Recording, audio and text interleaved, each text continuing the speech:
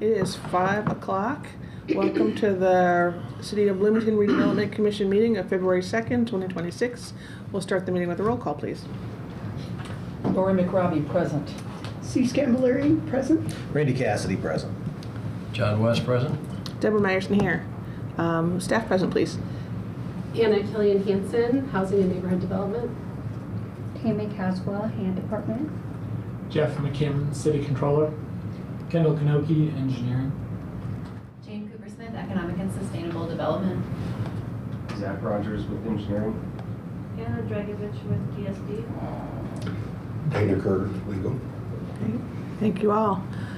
First item on our agenda this evening is the minutes from January 5th, 2026, as well as an executive session summary for January 27th, 2026. Any questions or comments from commissioners on either of these? If not, I will entertain a motion. Move for approval. Second. Got a first and a second. All in favor say aye. Aye. Any opposed? Motion passes unanimously. Next item on the agenda is examination of claim register, January 16th, 2026. Any questions or comments from commissioners on this claim register? If not, motion. Yeah, that's another question. Okay. Christine's not here. I'd had a question about, on page 204, number 6223. I wonder if we could get a little background on the hotel due diligence, and what the money was spent on. That is the attorney, Scott Chin. You'll notice a number of expenses that went to him over the course of the project. And you know, while we're talking about that specific project, you guys approved $100,000 towards due diligence. And as of today, we have spent $85,913. A bulk of that expense was related to Scott's work. It was also related to, excuse me, financial analysis by Reedy, appraisals, geotechnical work, and then we had some limited investigations by vet, which we will actually get into later on this evening. Any other questions or comments from commissioners on the claim register for January 16th? We have a little 14,000 left to hit our. We've got 14,000 left to hit our due diligence, and then we're into something else. Okay, thank you. Correct, and actually, we again can talk about this later, but one of the resolutions that's in front of you this evening is in front of you because we didn't quite have enough money left in that line, and the difference was $73.23. So had that amount been available, we wouldn't have had that business in front of you. Okay. Thank you. That was one of my questions also. And then the other question is, what is the balance in the 2519 account? I think that is a really big moving target. Okay. Because of the way that claims are held and processed only every 2 weeks, we just, whatever number he may be putting out there may not reflect the true balance of what you've committed to or what's in process. So just want to make sure that there's a huge grain of salt to say whatever he's saying today may not be 100% accurate as far as what you should think is there. In some future update, would it be possible to get both what's been paid out as well as what's been committed, just in terms of having both of those figures? It's been We're getting regular reports. Yeah, we're getting. Yeah. Yeah, that has been something that, as you know, the previous controller was struggling to get a handle on. I think we do have a better handle on it at this point, but it wasn't tracked for very well previously, so it shouldn't be hard for our new wonderful controller to jump on board. But There we go. Yeah, the 2519 account also includes the balance from the trades district, or is that? it should. It was transferred in there recently. Okay. If you can just check, it'll come out and the reports will be first quarter. That's something that we talked about previously, Jeff, is that the transfer of those two parcels, Right. it is in the 2519, right? Or did it get transferred out of the 2519? I can't remember, you and I did talk about that. Yeah. And it was We have intended to, it. but Okay. But if you just look at it, let us know. Yeah. Appreciate that, thank you. Thank you. So there's questions. Anything else before we have a motion on the claims register of January 16th, 2026? If not, Move approval of the claims register for January 16, 2026. Second. first and a second, all in favor say aye. Aye. Any opposed? Motion passes unanimously. Next on the item agenda is the payroll registers from January 9th and January 23rd, 2026. Any questions or comments from commissioners on these items? Move approval of the payroll registers for January 9th and Second. January 23rd. Yeah, second. We've got a first and a second. All in favor say aye. Any opposed? Motion Sorry, passes yes. unanimously. Next item on the agenda, and I can read it in the menu, but my menu's frozen for a second, but it's the resolution 2605, the approval of preliminary design contract for Hopewell South. Who would like to speak to that? We have reports from the officers. Oh, sorry. Like I said, I was going off the cheat sheet on the left of my PDF because my menu has frozen. Okay. Sorry. Can we? Read them off? Yeah, if you don't mind, please. Directors first. Yes, good evening. We have numerous things going on right now, and I want to just give you guys a quick update on several things.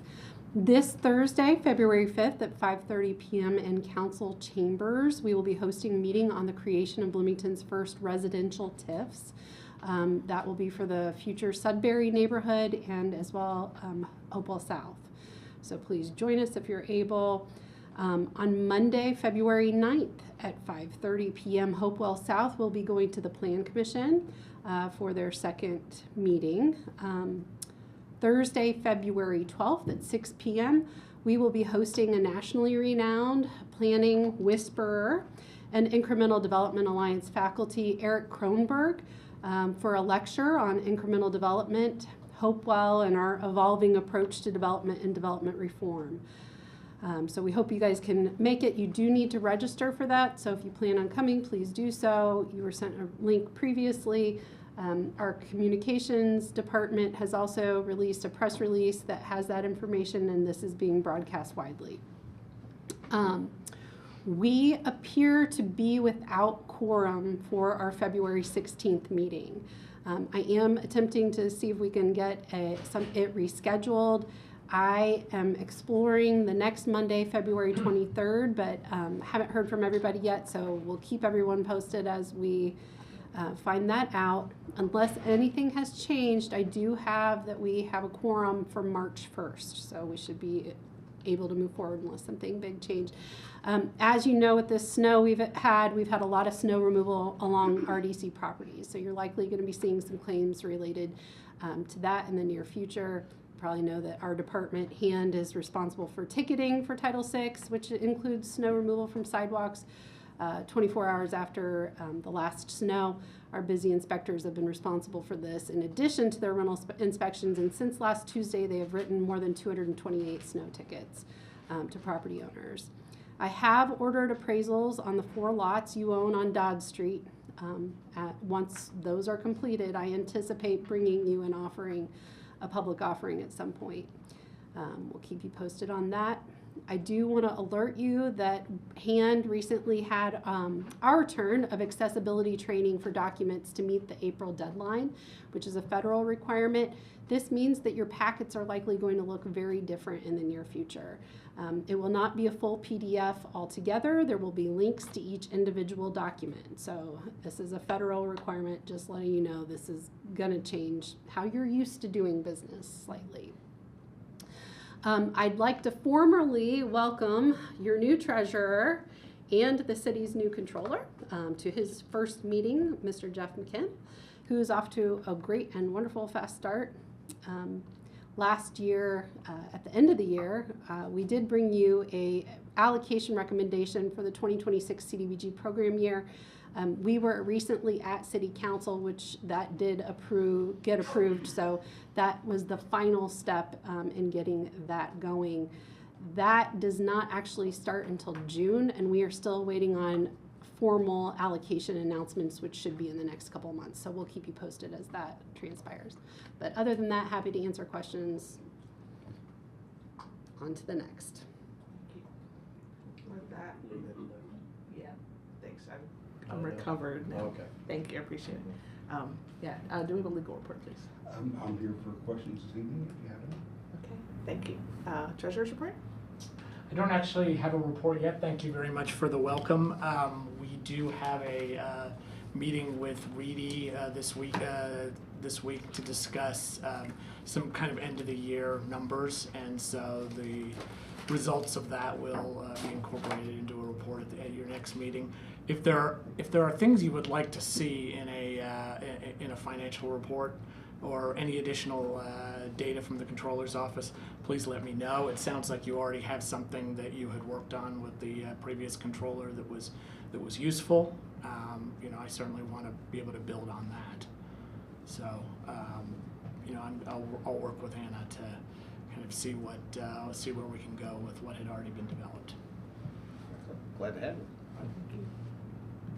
But if there are specific things you would like to see, that would be really helpful to know.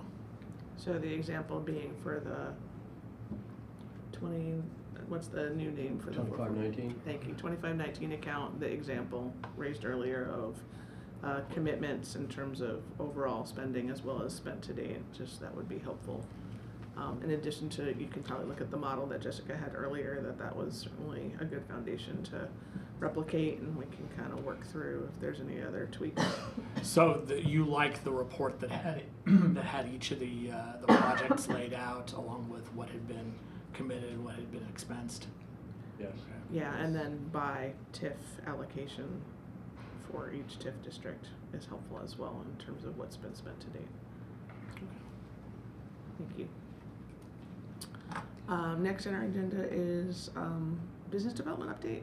Yeah, I do have a small update for you today.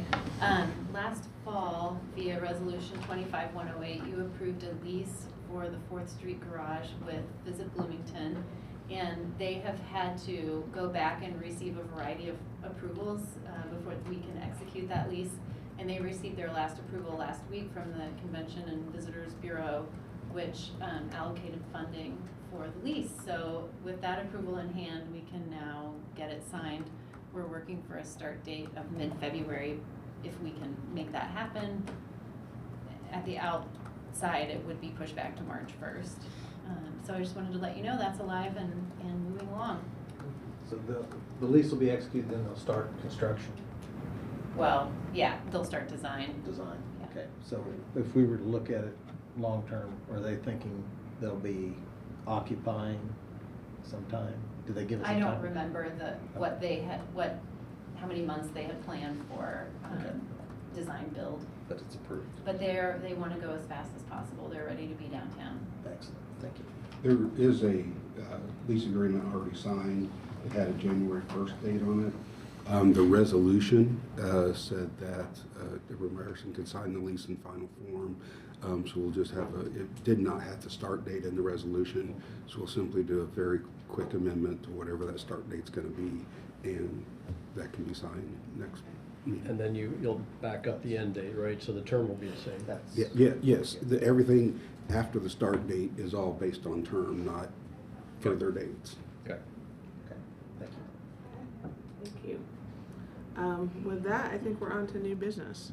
Our first item of business is Resolution 26-05, approval of preliminary design contract for Hopewell South. Who would like to speak to that? I'll speak to that. Good evening, everyone. Kendall Kanoki, City of Bloomington Engineering. And I have before you tonight the approval of the funding and approval to move forward with the design of Hopewell South. So I guess some key points here. This is for the subdivision and detailed construction document preparation for the infrastructure for Hopewell South. So Flintlock is your consultant that's doing the rezone, is doing the conceptual drawings, is doing the floor plans for homes, is doing the outreach to the builders. This is really all the engineering, technical things for Hopewell South. So this will include the design of any adjacent roadway improvements that are needed, the reconstruction of Fairview, the construction of Jackson Street, all of the internal streets that are shown on the current concept plan, all of the utilities, and it includes kind of an early lot line adjustment on the parcel west of Fairview. So that property could be prepared to build some homes ASAP, like before all the other approvals are done. And then, of course, the full subdivision of the property. This includes the site of the former Covalescent Building, 714 South Rogers, because that entire area is just one parcel, as you're well aware, so that needs to be a part of the subdivision. Whatever ends up being approved by City Council, we can move forward with that. So the engineer's ready with whatever. We're assuming and hoping that exactly what's shown now will be what, similar to what's finally approved, and that's the plan to move forward with. So the fee is not to exceed amount of $424,200. Happy to answer any questions. Oh, Crossroad Engineers is the consultant we've selected. So they also did the complete subdivision of Hopewell West. So they're very well experienced in the area. They also made our kind of our engineering department short list of pre-approved consultants. We had about 30 consultants that submitted documentation, and we selected the top 15 to put on our list. So yeah, happy to answer any questions. Great. Is there, I assume there's no intent in spending any of the funds until the PUD has final approval? So we are planning on issuing an NTP and starting the design documents ASAP. So end of this week. And what happens if the PUD gets modified or for some reason doesn't get approved? That is a risk. I mean, a lot of what we're going to be doing initially is like big picture drainage design, things that we're going to have to start coordinating with CBU, downstream sewer upgrades, anything that may be required for any kind of subdivision. So even if we were proceeding under current zoning, we'd have to do all these preliminary steps. But if there are delays or if there are serious changes that happen, we are going to have to probably pause and see what those changes And then are. spend the money again. The problem with not proceeding is that you guys are not gonna hit it in June or this summer. The longer you wait for this, because if you wait for approval, then start civil, then we are gonna miss building season. Well, we've done quite a bit of engineering for the last design. Mm-hmm. And so is that all abandoned or we're just starting again? We have it for south. We haven't done anything for South? No, all the previous engineering is done for west. Yeah. So that's fully subdivided, construction documents ready We to did go. the RFPs. I thought we'd done some engineering too. Not on south. Okay. That gives me some pause. Well, so my question is sort of related to this, which is that in the attachments, Exhibit C, and talks about the project schedule, it says the project will be developed such that development can be ready for groundbreaking in fall of 2027. Which is not And correct. Right. So does that need to be amended? Kendall, do you want to speak to that? I think Yeah, I you can have a speak good- to that. The consultant originally put that in when we were still discussing schedule, and my deadline for legal was 3 weeks ago to go to BPW. So since then, we've talked about a more aggressive schedule, and I kind of have it here on my screen. But yeah, you're correct. That schedule is not realistic, and so I don't know if it needs to be amended in the document or not. Or if the new schedule can be submitted as an additional document? What is the revised project schedule? I mean, I know we just had a little anecdotal talk about it, but I just want to know if you were revising this right now, what would you put in here? Well, so it's based on a lot of factors, a lot of unknown, a lot of discretionary approvals. But the current schedule is that we could best case, get permits issued for homes to start being built in April of this year, and then get the infrastructure under construction with the contractor by August of this year. Now that assumes that we can use the survey data we already have, which I think we can. I've done some looking into that. And we also don't have to go to 2 plan commission meetings for the primary plat. But if those 2 things work out, I think we can start construction in August of this year. Yeah, we've asked that the second plat approval be delegated to staff. So that's in the PUD filing. So hopefully we'll save some time. Because we're looking at approximately 18-month difference between what's in this Exhibit C and what's being stated now. And I'm trying to understand what's changed to make that 18 months vanish. And so if you could help me with understanding that. Wasn't that just an anecdotal from your consultant? Yeah, that wasn't really based on any conversations about schedule that we'd had yet. We just didn't update it while we were going through all the contract approval processes. So it shouldn't have ever been put in the packet. So but the consultant has basically produced this Yes. timeline, so this is their best guess, assuming all the contingencies are met. Yes.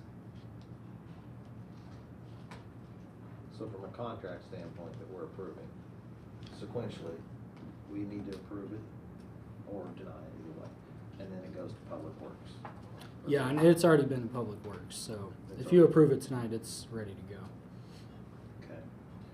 And if we're looking to approve this from an amendment standpoint, in order to not contractually get ourselves into a situation where we've got an additional, the consultants put it in this contract and it's in the written document, that would need to be amended in order to meet the schedule we're looking at, because.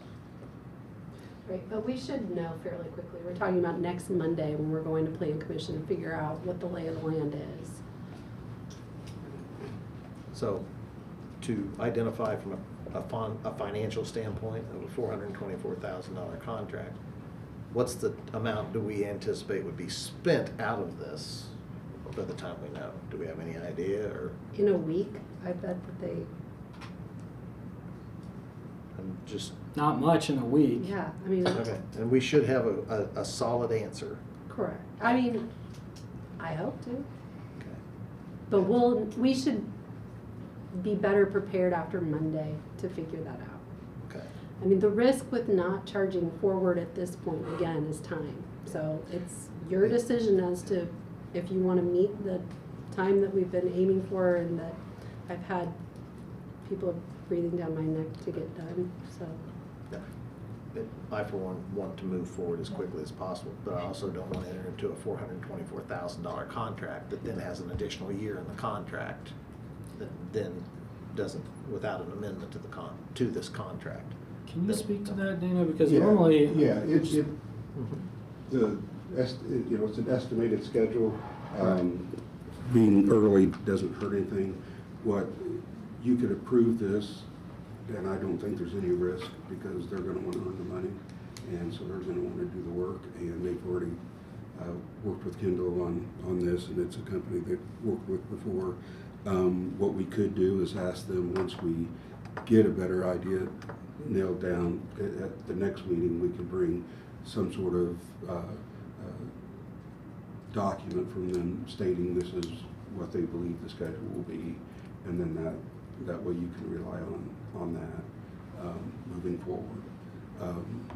But the risk of not pushing this forward and pushing things back is, I extremely doubt anything would ever come of that project schedule. Mm-hmm. I just, just as a fiduciary concern, it's just a matter of entering into a contract that someone comes and says, well, you've got a contract for this amount. Yeah, we can take that long.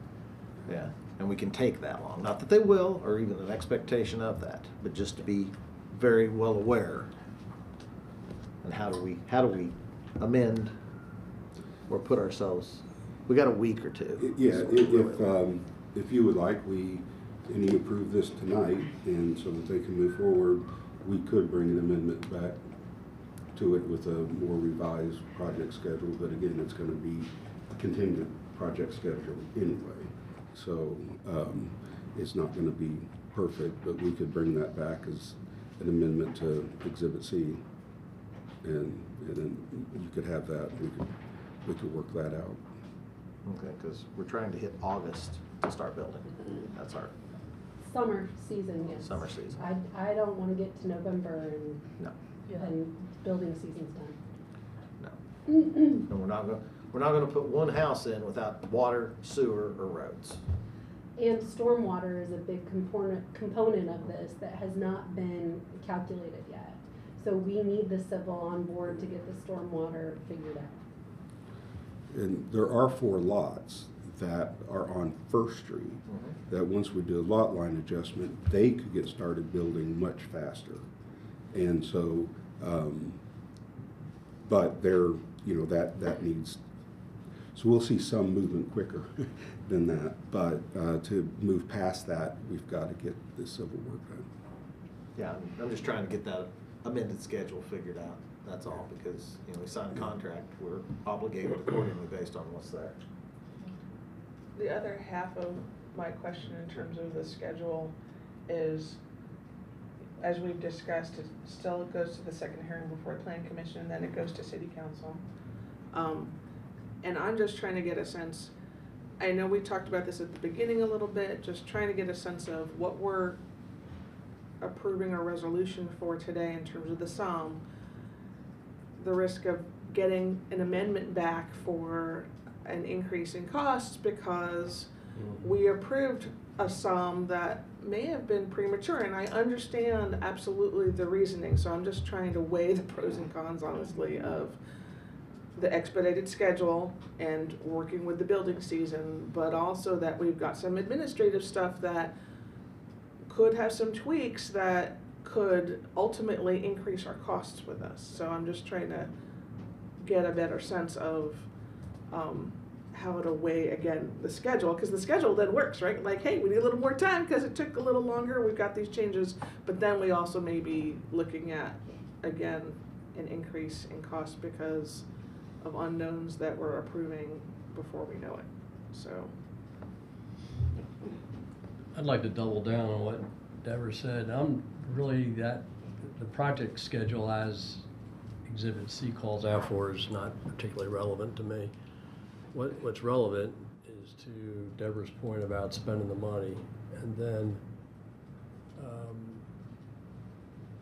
well, we have to do it differently, or it's no longer applicable. And I understand everybody's urgency, but I'm not wired this way. Unless I know I've got a project that's firm, I don't spend the money. And I don't think waiting 2 weeks is a deal breaker. And I would consider kicking this can down the road to the next meeting. Well, just in terms of, I tend to agree with your caution on that. I'm just trying to clarify in terms of where you're coming out on it.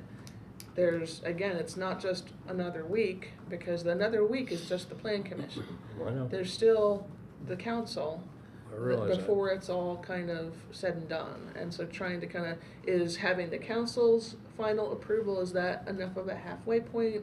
Are you feeling more like you need the full 9 yards of? Well, in a perfect world, I like the whole 9 yards. Right, well, I would as well. I'm but just, again, interested in your The take on Plan it. Commission, I didn't get a sense whether they were on board or not, sitting through that meeting. So it would be nice to have another meeting with the Plan Commission and get a really good idea of what changes they're going to require.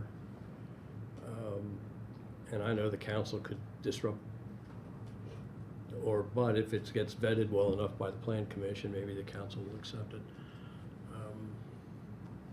We've spent a lot of money on Hopewell that's really not been applicable to anything. And we've had some, we've spent money that I'd love to get back. I just don't want to make this another one of them.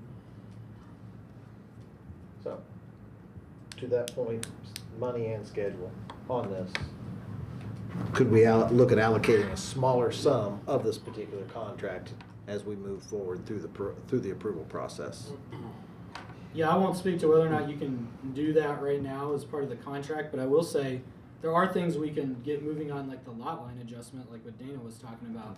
That's based on current zoning. We already have the approval to do that. So if you authorize us to get going on that, I mean, we can work on that. We can work on drainage. You know, these are things we have to do no matter what we're doing. And we can just move forward on those tasks until we know exactly what's going to be approved. I think the challenge is that you guys changed this completely at this point. It has to go back to Public Works, has to come back here for an approval. Then we have X known amount of time. Kendall, how long do you think that the civil is going to take? I mean, it depends on for what. So, like right now for the lot line adjustment, following the new Class 2 procedure, you know, April is when that would be done. But all the engineering for everything, going through all the permitting, like I said, through August.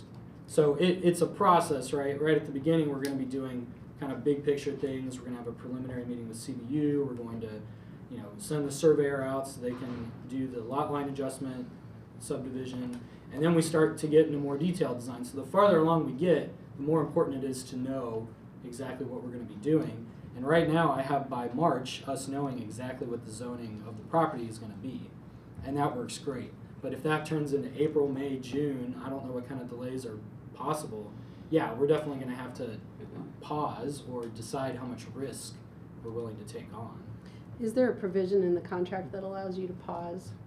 Yeah, I mean, I can pause their work at any time. Yeah. Okay. Pause or stop? Just stop spending money. I'm just asking, because the commitments of the dollar amount, as to John's Which point. you're going to need to spend no matter what at some point. The dollar amount might go up based on changes that you may have. But we have. I don't want redundancy. Right.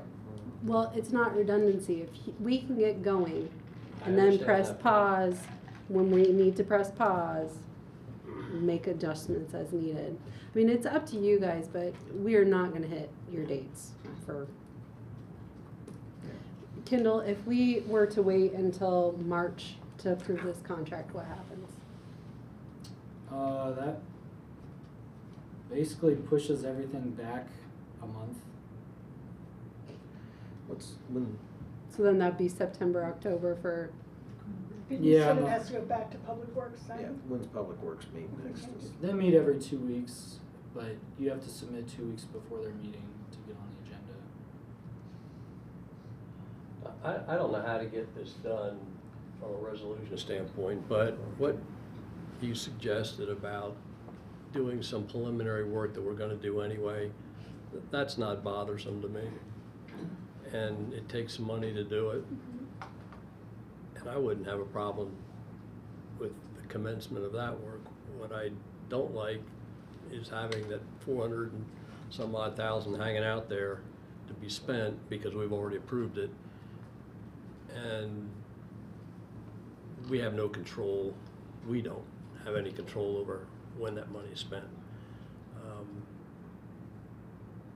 And that's just a bit of a wild card, knowing, you know, the political climate and what we're, you know, trying to get approved, which is unique.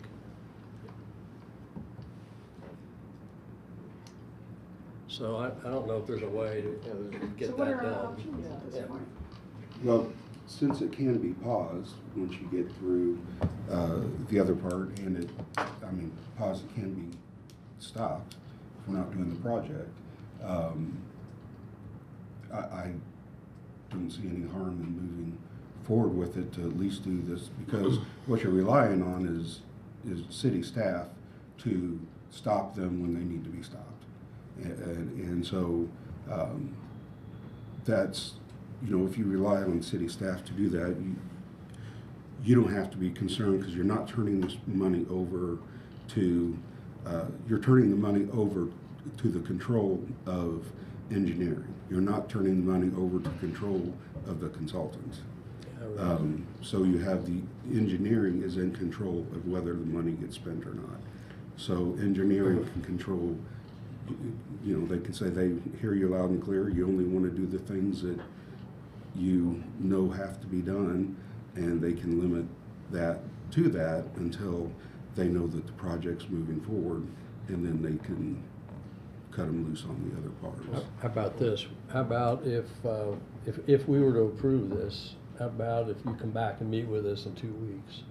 And Yep. give us an update, and then maybe come back 2 weeks after that and give us an update Yeah. until we know we've been fully vetted by every party that's gonna vet it and vote on it, and then, you know, then we cut you loose.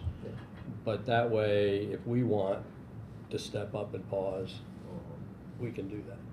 We did bump our meeting in 2 weeks out, Well, whatever it is, the next meeting, another week. so. When we look And you've heard us, so now you kind of understand our concern.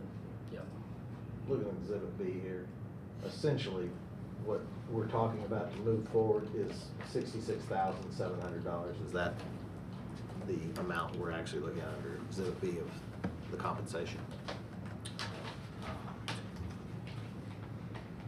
So looking at the attachments, It's in the contract. How'd you get 60?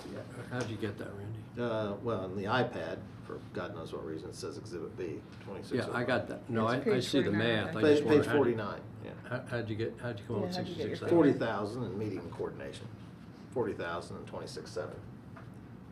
No, it's gonna be a little bit of, it's, oh, I see. it's gonna be some A and it's gonna be some C. And we're probably, you know, getting the geotech done, soil borings, that's gonna have to be done no matter what. So Okay. getting that moving. So, yeah, I mean, an initial amount, you know, even if you just approved 50,000, and that'd probably be enough to get us going for, you know, a month. But I don't know if that's possible with how it's set up. Well, I'm not looking to rewrite the resolution No. so that it has to go back to Public Works. I was kind of trying to avoid that. So Yeah. Yeah. maybe we can, if it's the will of the group to approve it, then maybe we can have regular ongoing meetings until we can just cut you loose. I actually have one other related question. Because, in light of specifically the second plan commission hearing on Monday, since that's coming right up, and as noted, you know, there was some outstanding stuff that they still need to think about, and that may be determined on Monday. So my question is, depending on what plan commission does with this, let's just say, you know, scenario where there's significant changes of whatever kind, and that would potentially change the scope of the engineering contract. I'm trying to get a sense of, like, you know, plan A is we go with it as is and tweak it along the way under engineering. Plan B is we, let's say, hear what plan commission does on Monday night and then use that to inform this current resolution. So I'm trying to get a sense for that plan B, what that looks like, what happens to this contract. Yeah. Basically, unless there's crazy huge changes, I think we're prepared with this contract and this amount of money to do whatever. It's kind of like you have a big site, you know, the site's the same size, the adjoining infrastructure is the same size, the needs are generally the same. So it's kind of like if you had an empty lot and you were trying to figure out where to put your building, where to put all your roads. I mean, the engineering cost is going to be the same no matter what your final iteration is, unless there's something, you know, substantially that changes. Okay, that's helpful, just so that between that, what you've said, and then the proposal of having kind of phased-in reporting, so that we have a sense of that the money's only being spent on things that we know we have to spend it on, as opposed to what hasn't been decided fully yet. That would be helpful in terms of just knowing that the commitment is being managed appropriately. Sorry, any other questions from commissioners? That helps with I like how mine. you summarized. Okay. Comfortable with that as well. Mm-hmm. One last little question, does the boundaries for this project completely align with Hopewell South PUD, the same, or is there anything that's slightly different? No, Okay. it's the same. Just checking, so. I thought they asked that. That's good. Well, Good time to ask. you know, there's, call it Hopewell South, but the PUD is a very specific geographic boundary, so Yeah. just want to make sure there's no loose. Then we can also push out Got this, updates yeah. after each step, so you're fully informed as soon as, you know, as soon as Monday's meeting's over, we can push out an update, this is what happened, so this is what we're doing because of this. And if it gets approved, then we say, okay, we're continuing to do the stuff that just has to be done, and moving forward until we get to the next step and so on. It's fine. I don't know how much detail we need. I don't expect somebody to write a report every week necessarily. I think just doing it as we get together will suffice. Yeah, or even just, I mean, technically in my notes now, we have places for a Hopewell update, right? So that can be just part of the reporting that we have at the beginning of the meeting. That would be welcome. And We if you, can actually bring back the Hopewell update. Yeah, Yeah. I think that timing is seeming apt for that, so. where that is. And my thing is monthly what we're spending money out of this particular contract that's approved. That way, if we have to hit pause or something wild changes, we know you have spent this much today, because until we hit those limits, we don't necessarily know. I think this would be a really good thing to include too in some of our financial reporting by resolution. That's one of the things that we've started looking at is the active resolutions that are actively spending money regularly, just so that you sort of have a running tally. Because that was the one thing I didn't see, because previously, there was a complete Hopewell adding resolutions and dollars. The project form, Yeah. yes, Yeah, and I which didn't. sort of fell off when Larry left, yeah. Okay, I didn't see that, so that's why I was Yeah. curious in regards to that, because that was showing a cumulative total of all the resolutions that Right. we had with Hopewell, so Sure. we knew. And I wasn't the attorney working on this contract, but in looking at it, Article 7 termination, the second paragraph says, "The board may terminate or suspend performance of this agreement at the board's prerogative at any time upon written notice to the consultant. And the consultant shall terminate or suspend services on a schedule acceptable to the board." So you have the ability, or the board has the ability to stop this at any time. And it's not just pause it, where you still got to pay for something later. Just It's procedurally, stop it. once we fund once this is approved, where does it go procedurally between us and the Public Works? Because is it a Public Works contract at that particular time? Yeah, and they've So- approved the contract already. Right. So as soon as you approve the funding, we can go ahead and get the contractors started. Right, it's the only problem we would have, if we said pause, it's actually Public Works contract. It's not RDC's. I'm asking the question from a legal standpoint, because. Yeah, the USB would be the one to pause, or the Public Works, I'm sorry, board would be the one to pause it, but they would, I can't imagine a world where Public Works would continue with a project. That wasn't if- funded. I'm just making 100% That wasn't gonna sure go, that, and they do meet every 2 weeks, so, on a regular basis, so they would be able to stop it quicker than you guys unless you called a special meeting anyway. Yeah. So, yeah, so it would. Just asking the question from Board a of Public procedural Works, standpoint, yeah. because, hey, you approve this contract for this amount of money, yeah. And we're the funding source. Yes. We're not the contract holder. Okay. Any other questions or comments from commissioners on resolution 2605? If not, open it for public comment, either online or in person. Seeing none, I will entertain a motion on this resolution, please. I'll move approval of Resolution 2605. Don't expect an amendment to the resolution, but just an understanding that we're doing this with a working relationship here, that we'll be meeting periodically to get an update, to see how the spending goes. Second. Okay, got a first and a second. All in favor say aye. Aye. Any opposed? Nay. That was okay, so we've got 4 in favor 4-1. and 1 opposed. On resolution 2605. That's simply because we don't hold contracts, it's the money. Thank you. Thank you. Okay, next item on the agenda is Resolution 2606, which is the approval of the final balancing change order for the First Street reconstruction project. I'd like to speak to that. Hello, I'm Zach Rogers with engineering. So I'm bringing a couple change orders for the First Street reconstruction project. As you all know, that was completed back this past summer. It started back in 2023. This is the remnants tying all the loose ends together with NDOT and that contract. So here I have two change orders. One is change order number 8. This was for $4,745.52. This is for sidewalk trench drains. This is along Rogers. There is, I believe, 4 or 3 sidewalk trench drains. And then this is also the final balancing change order, and it's for $307,732.60. And that addresses all the project overruns and underruns. The portion that we owe for this project, due to the underruns, the way NDOT puts together their change order, plus there's funding left over on this contract that is funding some of this $307,000. So our portion would be $89,484.36. And that would bring the total contract to $6,773,563.63. Is that right? Yes.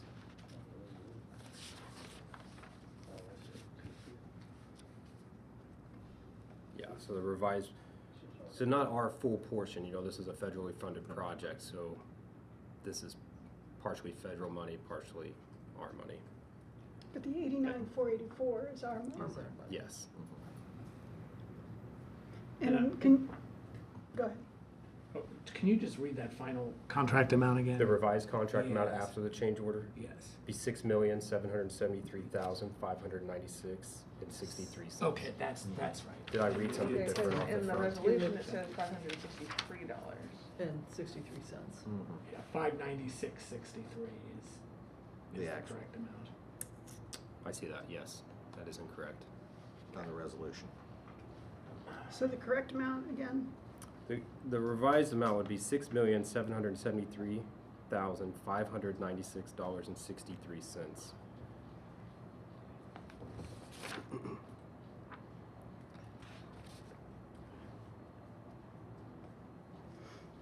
So the 4th paragraph needs to be amended.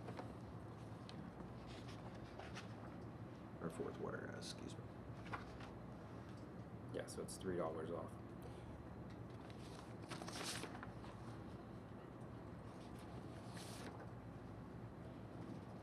Okay, any other corrections that we need to flag, or other comments, of course? I have a question. Yes, please. Excuse my ignorance, but can you explain in the 6th whereas, where it talks about balancing change orders, overruns versus underruns? Can you explain how that works? What is as your it relates question? to the total? So your question is about the balancing change order for the overruns Yeah, and underruns? I'm just not familiar with the process. Yeah, so towards the end of a project, certain items may have ran over. It could be, you know, stone, common excavation, and then other items may have ran under the engineer estimate. And this is a combination of them put together, of overruns and underruns. And one of the biggest overruns was rock excavation. We had about $207,000 worth of extra rock that was excavated out of First Street to get that road in. And then like some, just giving you an example, so like another example that was under was common excavation. So that was $27,000 less than the estimate from the engineer. Thank you. Any other questions or comments from commissioners? And you spoke to this, but I need you to run over it again for me. How was it determined that the 89,484 was our amount? So due to Versus what was coming by federal money? So if you remember, there was a change order request package, resolution 2474 had construction changes. That was for $214,697.04. not all of that was used for the construction change. So that money is still sitting in our project. Okay. And then we can go even deeper, you know, there's participating and non-participating. And that's all federal side on what items are participating and what's not participating through the feds. I'm not versed on that, so I don't want to explain that. That's helpful. Thank Yes. you. And this, I'm very hopeful this is the last time this project comes. But 2 years after NDOT does their audit, there's a possibility that we might be shortchanged item. Just to be honest. Takes a while to close them out through their audit process. Yeah, it'll be another 2 years before this project's probably actually closed out with NDOT. Anything else from commissioners before we open it for public comment? The details here. Okay, so opening resolution 2606 for public comment, either online or in person. Seeing none, we'll entertain a motion for this resolution, please. I'll make a motion to approve 2606 with Second. the change. We have a The first dollar. and a second with, as amended. As amended. With the Yeah. corrected Corrected amount. total. Yes. Yep. All in favor say aye. Aye. Any opposed? Motion passes unanimously. Thank you. Thank you. Okay, next item on our agenda is resolution 2607, which is the approval of the conveyance of convention center parking lots to the Bloomington Redevelopment Commission. Who would like to speak to that? I can do that one. Back in 2000, trying to get this bill and back in 2023, at the beginning of 2023, the Bloomington Municipal Facilities Corporation had owned a number of parcels, including these two that are part of the convention center parking lot. And they signed a resolution in 2023 and a quitclaim deed transferring it over to the RDC. The way Indiana Code 36-1-11-8 reads is that when you exchange property between two governmental entities, each have to pass a resolution that is substantially similar. So they pass a resolution transferring it to you, and then you pass a resolution basically saying that you are receiving the property.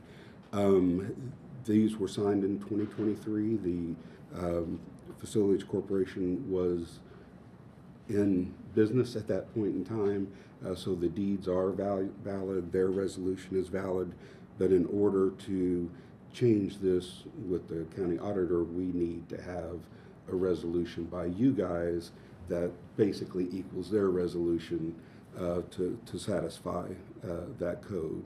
I don't know if they didn't realize that code when they did that in 23 and didn't have you do it back then, but these have just something that we discovered was still out there.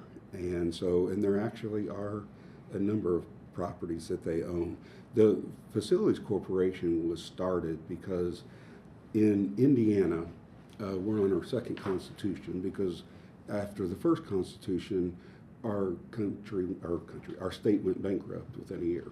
So they did another constitution that said that you can't basically go into debt in certain ways. And so what you do then is the property goes into this Facilities Corporation that you're bonding on, and they actually hold the bonds.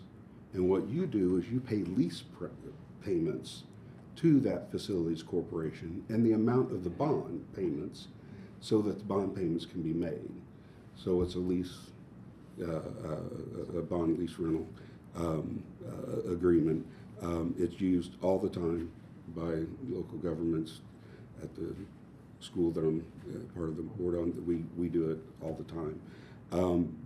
But once those bonds are paid off, you're supposed to transfer all the property, and that deeds were signed, but they never actually got transferred.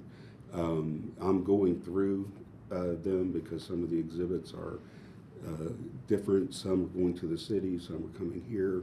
But these two are ones that are coming here, and I thought we'd start with them, just so that you understand what we're doing, and then whenever we get the other ones transferred, and then what you do with the property is up to you. You know, whether you would keep it or whether you would transfer it,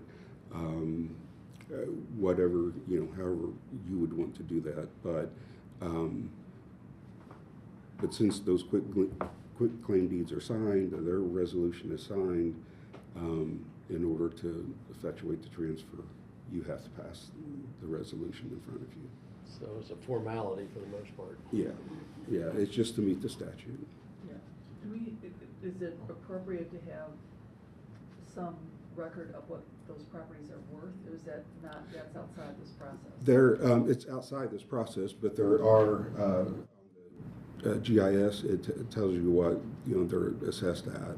Of course, there's not paying any assessment on it, you know, taxes on it, but it tells you on there what it's assessed at. Who does the GIS show as the owner? I'm just curious. I'm sorry? Does the GIS show the RDC as owner? No, it shows the Bloomington municipalities. Okay, well, that's what I was wondering in terms of where the buck stopped of. Yeah, it's still in their name because these deeds haven't been I looked it up recorded the other day. because we don't have this Because of resolution. Okay. And I thought, well, we're not going to be a part of that discussion. You wrong. The larger of the two parcels was received by Facilities Corp from you guys in '91. The other was, I have my notes, was received by Encore Hotels of Bloomington in '96, the small little piece. And the GIS traces it back to the O'Daniels. Tom O'Daniel, then it went to the RDC, then it went to BMFC in order to do the convention center. Thank you for this walk down memory lane. Yes. To Lori's question, assessed value may or may not have any bearing on market value? Sure, Right. I understand that. Okay. I understand that. And because you're transferring it between governmental entities, you don't have to do all the two appraisals, and all of that doesn't apply because it's governmental entity to governmental entity. Yeah, but if this is now property that we own, it's at some point. Yeah, we- and if you want to maybe would do have an some appraisal value on to it, and that then, might be simply yeah. the assessed value until we're looking at selling it. yeah. So at least that you'll know what you have, and we've talked Right. about going ahead and maybe Right. just getting at least one, I don't see. And then if we find you want to sell it in a manner that requires to, then we can get another one. Okay. Are we taking on any liabilities of doing this? Apparently, we already own it anyway, we go about it, so is there any outstanding things that we're unaware of? There are no outstanding things that we're aware of. Right. So, And then, or I'd be advising not to take it, Right. but. And I gather we've been maintaining it, or who's been someone else maintaining it, I guess is. Yeah, it's been part of a lease that's went to the convention center, So and they're they maintaining were it. doing it, but I think They're that, taking care of it, because, Yeah. yeah, that was my question. Do I have to start dealing with Right. snow removal? We don't want you to have to. Well, that is a question.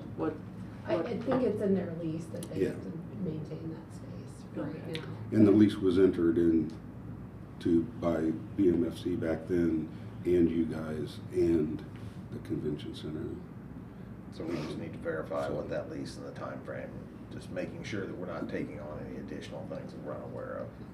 And the Okay. convention center, to your knowledge, maintains both parcels? To my knowledge. Can we find that out? Yeah, they do, because the city does not, Right, and you do not. yeah. So they are And continuing it to. gets plowed. so- I can confirm that it is.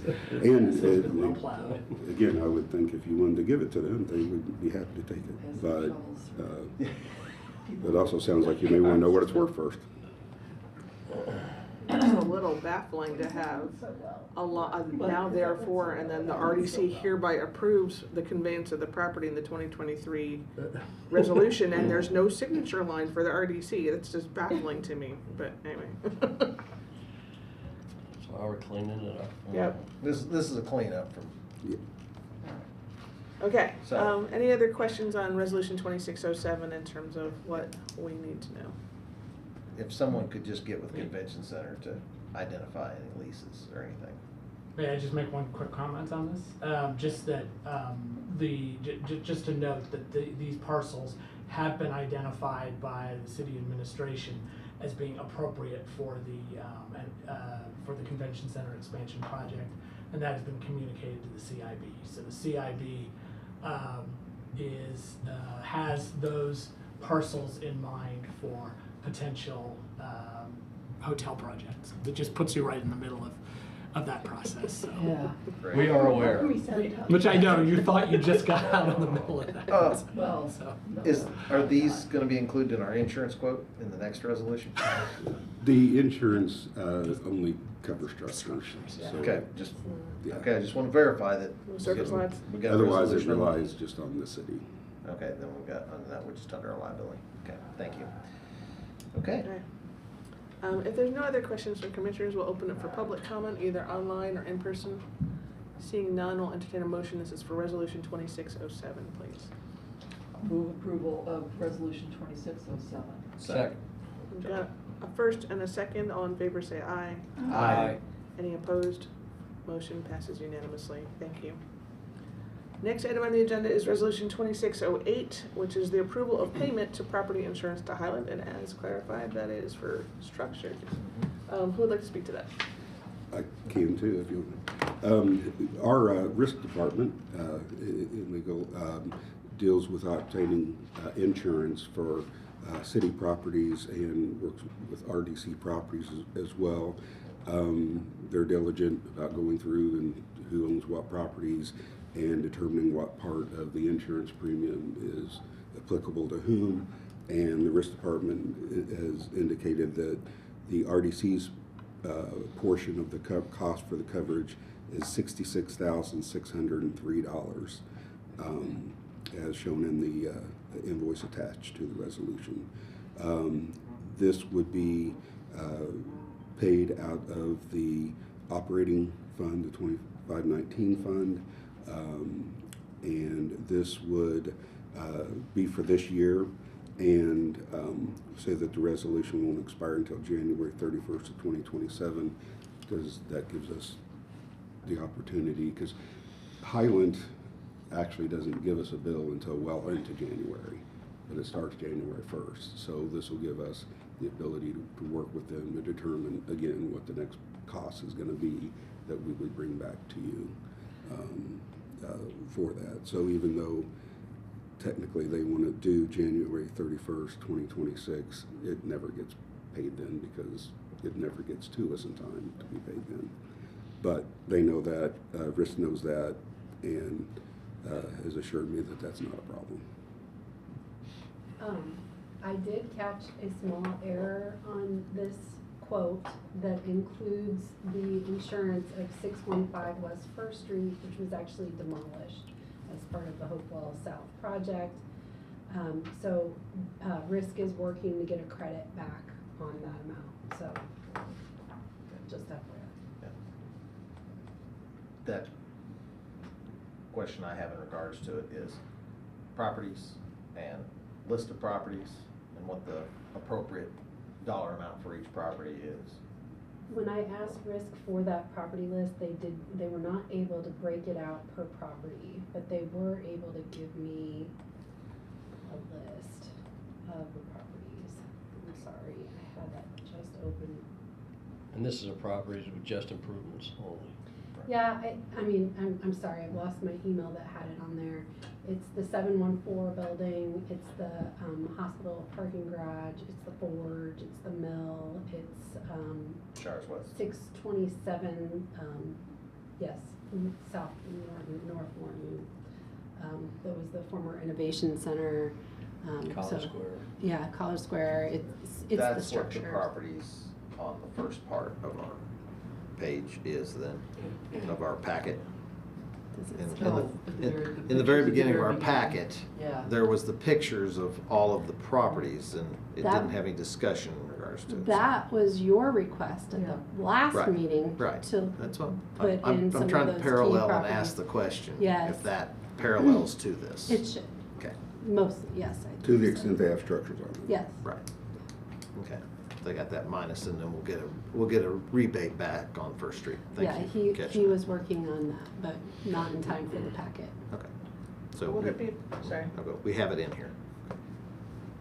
I was just wondering if it would be possible to have an addendum to this resolution that just shows what properties are being covered by the policy, because there's nothing mentioned in the invoice itself or in the resolution, and it's a little, I mean, I understand and appreciate that you just listed off what it is, but it seems like it should be part of the record. I asked for that as well.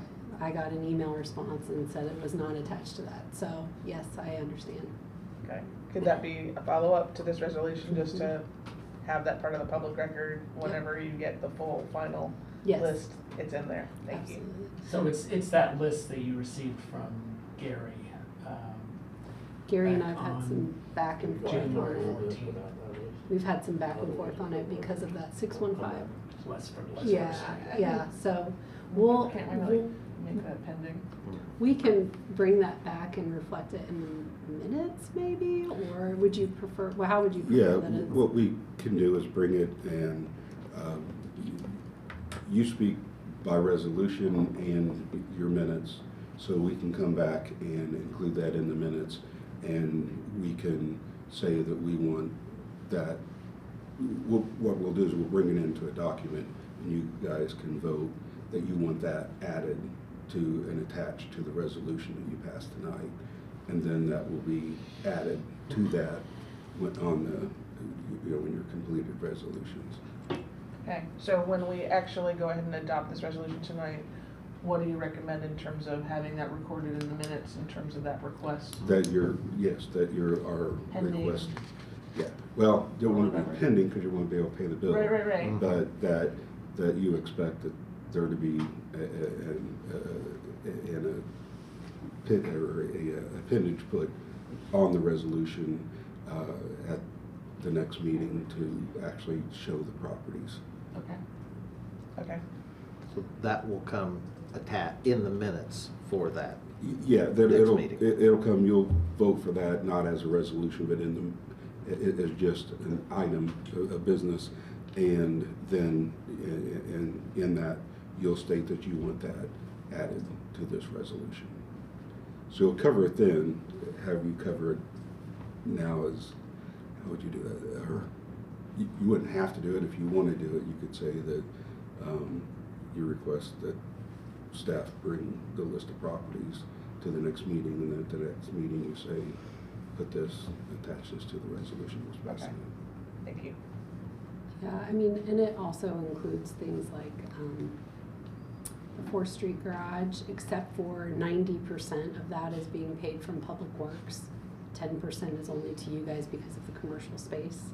So that would be good to have part of the record, right? So Yeah, I absolutely. realize it's probably a little sticky to get through, but nonetheless, when it's available, I would like to have it, to review it, and to append it, so. Yeah, I think it's 642 North Madison, 627 North Morton, College Square, 200 to 226 South College Avenue. They've got 49 West 10th Street. It's the 4th Street parking garage, Showers West, the Forge, 714 South Rogers Street, etc. So. Yeah, and actually, if you write that into the minutes, since you just went through the list, then it is in the minutes, and so you have it. But we can still bring you Still want to append it to the actual resolution so that Yeah. whenever it comes up again, no one's Right. have to go find the minutes and find the resolution. It should all be in one place. Exactly. So. Okay, well, thank you for your help with those questions. Any other questions from commissioners? Open it for public comment, anything online or in person. Not seeing anything. A motion, please, for resolution 2608. Move approval of 2608. Second. The first and a second, all in favor say aye. Aye. Any opposed? Motion passes unanimously with the request for an appendix as discussed. Okay, And that'll come from Dana Yeah, next we'll time. get it to you. Okay. okay, Thank you. thank you. Next item on the agenda is Resolution 2609, which is the approval of intellectual property agreement with Incremental Development Alliance for services related to Incremental Development Alliance training sessions. Who would like to speak to that? I'm happy to give you guys the rundown. So essentially, you guys entered into a contract with Flintlock that included the incremental development training as part of that, and the funding for it. However, we realized now that we're scheduling these training sessions, that incremental development is not who we have our contract with, and they have an intellectual property rights agreement that's normally in their contracts if we were contracting with them. So in order to move forward with the training as planned, they just would like your blessing on their intellectual property phrase. So it's paragraphs A, B, and C from a section of their contract 13. But we're not actually entering into a contract with them. Can you What say you're more doing about- is you're extending the reliance on this intellectual property to Alliance. So, what is your incremental Well, our development? contract is with Yes. Flintlock. It's with Right, Flintlock. right. It's You're right. extending it to Flintlock. Yes, you have a contract with Flintlock. This does not change the terms of that contract, but you acknowledge by this resolution that intellectual property language also extends to incremental development, so that they may rely upon that. So they just are trying to protect their intellectual property, and we're to have a contract with Flintlock, so we don't have to worry about Flintlock, but they would like a resolution saying, hey, we want to follow under that same intellectual property. And so that's simply what you're saying, is you realize that this is part of that contract, and that you are acknowledging that intellectual development can rely on the contract language that you have for Flintlock extends to them as well. And who is this alliance? It's Incremental Development Alliance. Can you say more about the training they're providing? Oh gosh, there's a long list of trainings that they're gonna do. They're gonna do, so this is the recruitment lecture is set for the 12th of February, but then they're also going to do a weekly, I believe it is, session to train contractors to support the incremental development movement. There's also, gosh, I don't have it exactly in front of me. Give me 1 second. And I'll pull it up. And the intellectual property are the templates and models and so forth that they use in these trainings that then people would be interacting with, and that's what they're trying to protect. Okay. Is there, so reading from the intellectual property exhibit A, any kind of trade secret or intellectual property, blah, blah, blah, first made by the alliance in the performance of this agreement, or which is derived from the use of information supplied by the host. Do you have any concerns about the data that we might produce, or do they also own that? Or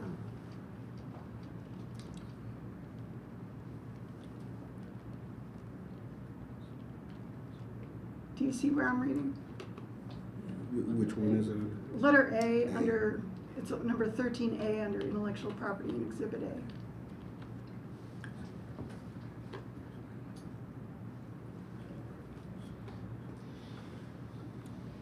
I'm just concerned about whether or not any data that comes from this training, that data about us, or that is unique to Bloomington, do they own that as well? It's not unique to Bloomington. Okay. Yeah.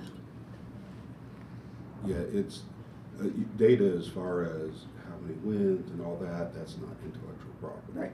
This is just what they bring in. Their slide deck and their. Right, Yeah. or, you know, and it's, if they've changed names and put your name in the slides instead of somebody else's, then it'll have your name in it. But as far as the, it's their information that they've created that they're bringing to the table. Okay. I don't have any concerns that there's going to be anything created from that as far as, again, who went and how many went and those kind of things are. And there would are not no be examples of us, of our developing materials or deriving materials from what they put right? Mm-mm. Okay. No, a lot of their training, and I've been to some of their Incremental Development Alliance training. They go through, like an example might be that they're trying to train developers on how to look at a capital stack. And so they have worksheets that you work out, or how are you looking at properties and what things do you need to look at? And when you're looking at building plans, what might you, so it's really training related. And so they have a packet, they have a workbook, they have specific. So if I, as a developer, fill out a worksheet on that kind of thing, does what I fill out become the property? Their property? Yeah. I went home with my own packet from my training, but I would imagine they don't want you to duplicate those worksheets, right? I'm talking about the content of what's filled in on the Not to worksheet. my knowledge. Okay, thank you. And this resolution, since our contract's not with incremental development, this is an amendment to the Flintlock contract. I'm trying to get the technical aspects down of Flintlock to incremental development.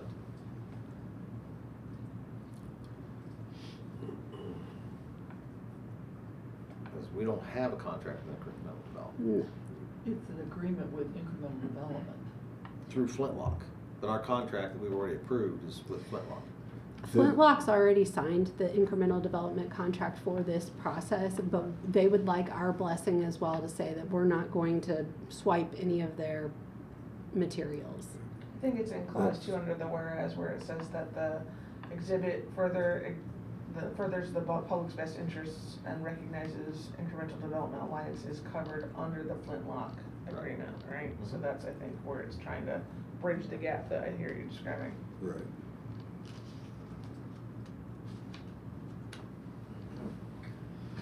Okay. Okay. Are we, any other further questions on resolution 2609? We've already approved the money. We have approved the money, it's So- just approving the intellectual property Properties. agreement. They don't cover us if there's any problems. There you go. Okay, so if there's no other questions from commissioners, open it for public comment. Seeing none, I'll entertain a motion, please. Move approval of resolution 2609. Second. First and a second, all in favor say aye. Aye. Any opposed? Passes unanimously. Thank you. I, of course, just came across the training. Do you guys want me to list that at this point now, what you've agreed to from this incremental development training? Do you want to know what they are? The sessions. It's always good to know. but, Okay, you know, so there's a recruitment lecture, which is scheduled on the 12th. There's a small development seminar. There is a small scale development workshop. There is a small developer boot camp. So those are the various trainings that we've agreed to. And those will be held on-site here at City Hall. Yes, potentially offsite, but likely here, yes. Okay. And in person.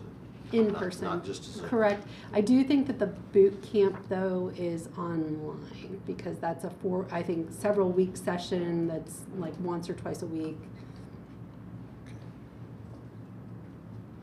Okay. Thank you. Our last, or maybe second to last, sorry, we've got resolution 2610, which is an agreement with BET for environmental services at College Square. Would you like to speak to that? Sure. I'll stay in the hot seat here. So, as you know, we've been going through some due diligence at the College Square site.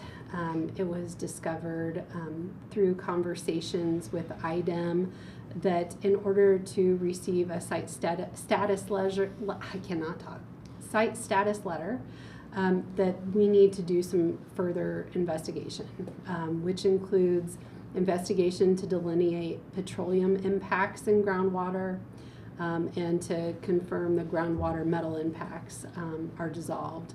They gave us some further directions, but essentially it is groundwater sampling to satisfy what they would like to know. So we're trying to get that comfort letter or that site status letter, and in order to achieve that, we need to have the water sample done. As I said earlier this evening, this would not be in front of you if it weren't that we're shy $73 on a previous resolution that you approved. So Okay. Do you thank approve $73 to move forward with? And then that'll get us farther down the road on what we actually have or don't have on a property we've already purchased. Correct. Okay, any other questions or comments from commissioners on 2610? If not, we'll open it for public comment. Seeing none, entertain a motion on resolution 2610, please. I'll move approval of 2610. Second. A first and a second, all in favor say aye. Aye. Any opposed? Passes unanimously. Our last resolution on the agenda tonight is resolution 2611, which is a general municipal engagement agreement with the Reedy Financial Group. I'd like to speak to that. I can. The Controller's Office has been working with Reedy Financial Group on providing the various reports that are due throughout the year. They have done that in 24 and 25. This would basically be a new agreement for 26. They estimate that doing all of the activities that are in attachment 1 would not exceed $14,085. Yeah. That looks like a typo in there. What is it? Would not exceed $85,000. I'll fix that bottom part where it gets signed. Would not exceed $85,000 for those services. I believe that they said this year. Through December 31st, 2027. Yeah.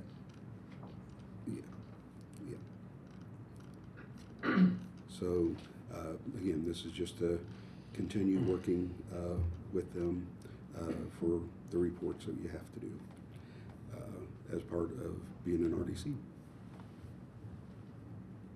Okay, got a question? Yeah, and maybe this can't be answered without some research, so take that into consideration. But I'd just be curious to know what Reedy charges in 24 and 25. I can look it up quickly.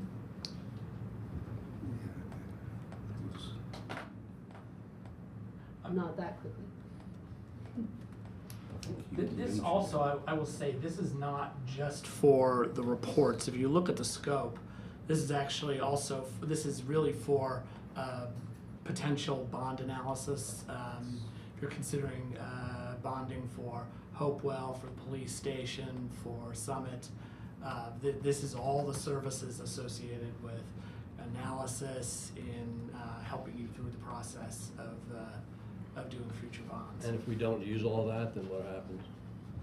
It's a not to exceed, so you just don't. So you just get billed for what you use? You just get billed for what you use. Or more if we use more.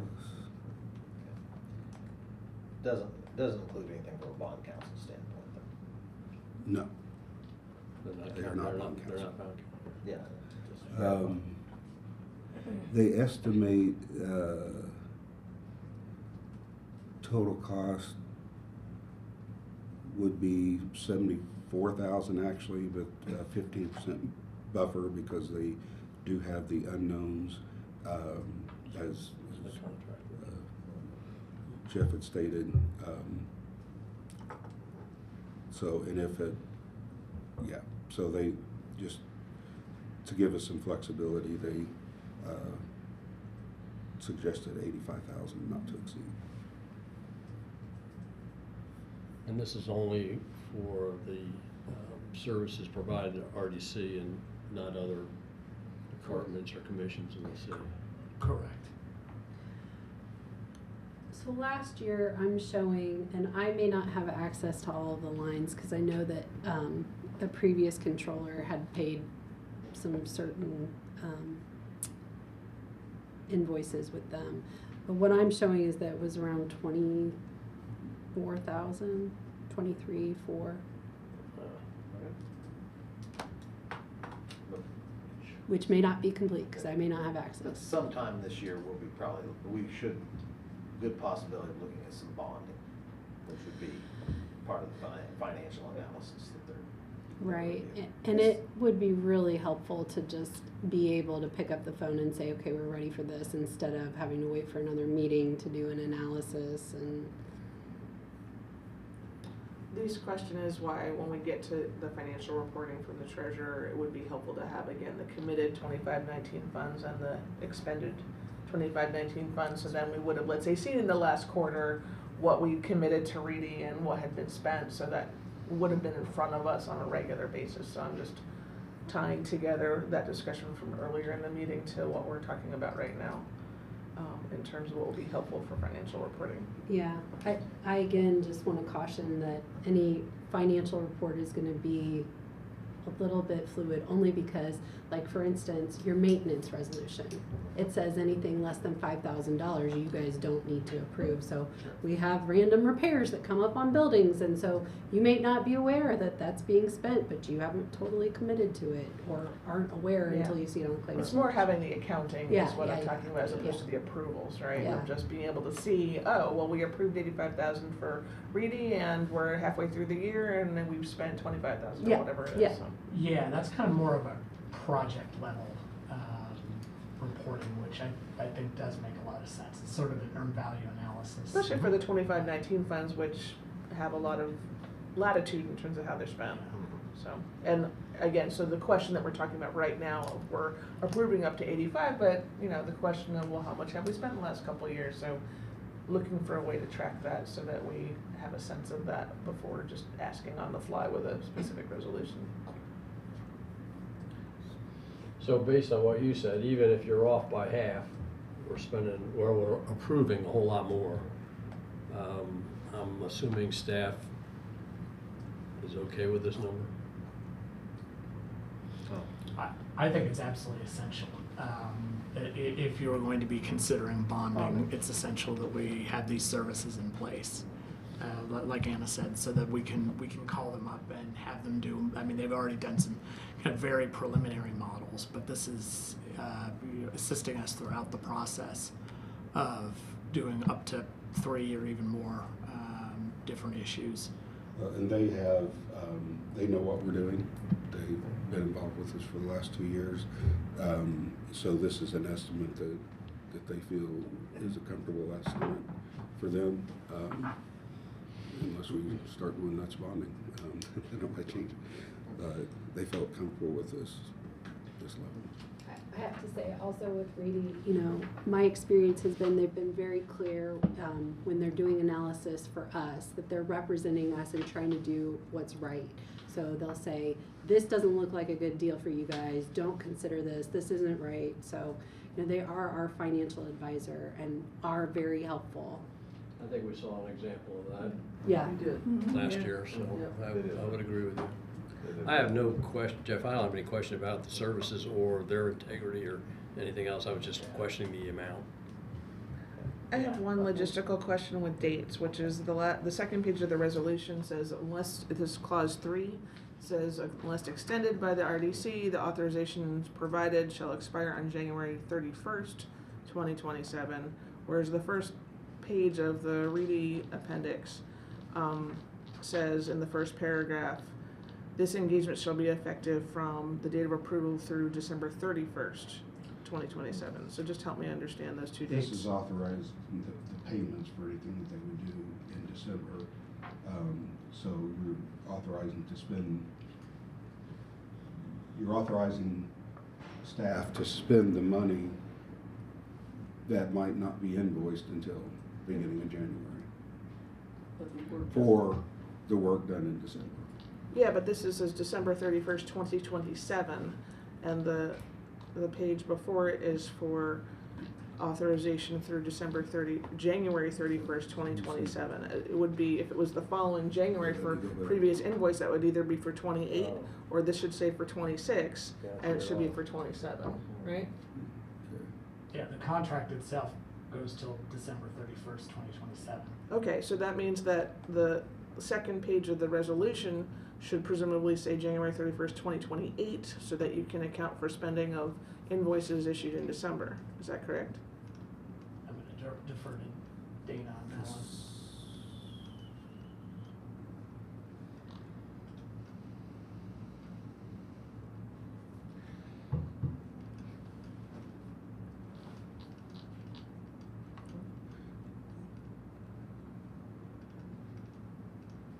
Yes, we can,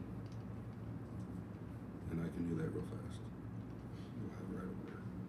So we'll put January 31st, 2028.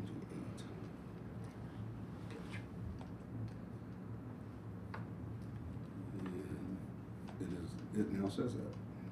Okay. Any other questions or comments from commissioners before we take a vote? So we're actually approving 85,000 for a much longer period For than 2 just a year, period, so yeah. that makes it different. So to Anna's analysis, she was looking at 1 year, we're almost looking at 2. I will also, I guess, my other question then to Anna is, the numbers that you're looking at, are they comparable? Were they doing the same bond support during that time, or was that mostly just reporting activities? I just closed that window. Sorry. That's all right, they did some training for us too. I think it was in that period of time. I think they should do more. Their presentation to us was exemplary. Yeah. So, One other correction that just, I think we noticed at the very beginning, I just want to call it out for amendment, which is the clause 1 at the bottom of page 1, there's that 14,000 that's written in there. Yeah, it's It already. needs to just be, okay, just in terms of the, as amended, when we approve this, or Yes. when we vote on it, that's Two amendments. the two amendments. That is the two amendments. Okay. Okay, if we're done with questions, comments, public comment, seeing nobody, motion please. Move approval of resolution 2611. Second. We got a first and a second, all in favor say aye. Aye. Motion passes unanimously with the two amendments as discussed. Way to go, Lori, you made it within 2 minutes. Not 6. I know. But I won't hold you to that. Well, at least we get you out on I have time. to, yeah. Okay, we are done with our coming. main agenda. Any additional items of business before we adjourn? How are you gonna handle the next couple of meetings? I've sent you guys an email, if you can respond to me with your availability. I think you already responded. I'm not sure if I've think Lori received. did too. And Lori did. I have not heard from, and Sue did as well. So really, it's gonna be up to Deborah and Randy whether they're available on the 23rd. If that doesn't work, then I'm gonna send you a doodle poll. I'll be here the 23rd. Okay. Are you- Yeah, I should be. I'll be back. Yeah, I'll be back the 21st. I do have one question that I wouldn't mind just including as part of the public record, which is, there was a timeline for the residential TIF, and there was something that was supposed to be on the website, I think, about the residential TIF, is that correct? Yes, we're Okay. still working on that. It wasn't required. We were hoping to get it up there, but the process is a little bit more complex. I have one of them, they're almost both done, and so I was gonna get them up there, but we're also not making a decision on February 5th, so they'll have time from there to at least the 16th, and if we don't, maybe the 23rd, maybe March 2nd, depending on how the dates Okay. fall. So we're speaking of this in a we're little bit getting shorthand, since I asked this as part of public record, would you mind just kind of making the complete sentence about Yes. the residential TIF, what Yes. we're talking about, what's going on the website, when it's going up, and then when Yes. it needs to be discussed? The residential housing programs, the drafts, and their drafts of those will be up on the website in the next 1 to 2 days. I'm trying to get cost of the infrastructure guess for Well South as part of it. And I'm also working with Summit in regards to what part of Shasta Meadows would fall under a residential TIF and what would fall under a commercial TIF based on the number of units in the structure. So I'm trying to get that information in. If I don't get that by the end of the day tomorrow, we'll go ahead and put on what we have. Because again, it's a draft. Most of the time, people just put it out at the meeting. I was hoping to get it out before the meeting. And so I apologize that it didn't get out that quickly, but they were again more intel than we envisioned them to be. So anyway, but we'll have drafts that will be likely incomplete up by the end of the day tomorrow. Okay, well, thank you, I appreciate that update. Yep, I saw two, wasn't there two entries in the chat? Online? I don't know if we have a deal or not. It just popped up and then it went away. It is, the B Square saying that they didn't have audio at the beginning of the meeting, but now they do. We don't care. Ancient history. Long since taken care of. Okay, okay, well, it's been addressed, awesome. If there's no other items of business, I will entertain a motion to adjourn. So moved. Second. Thank you.